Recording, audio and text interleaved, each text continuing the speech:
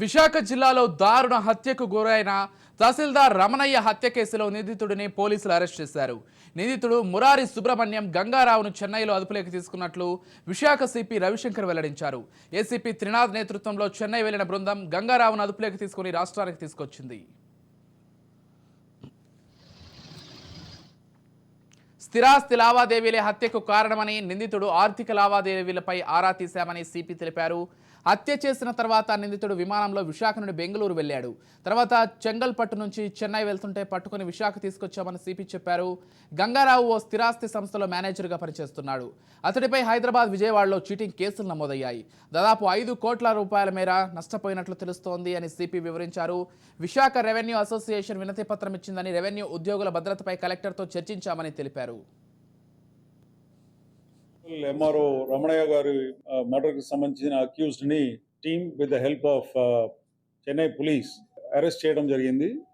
ఎక్కడ అంటే మొన్న చెన్నై అవుట్స్కర్ట్స్ లో ఆయన్ని పట్టుకోవడం జరిగింది.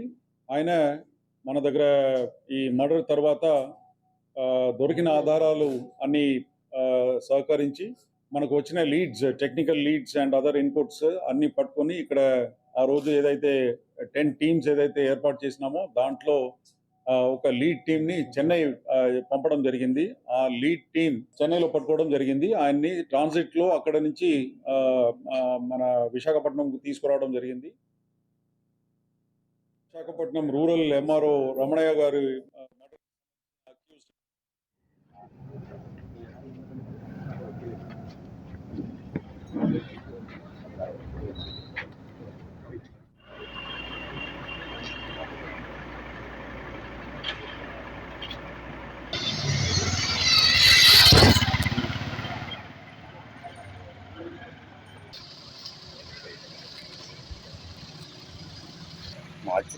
మార్చిలో బాడీ విజువల్ తీసావా?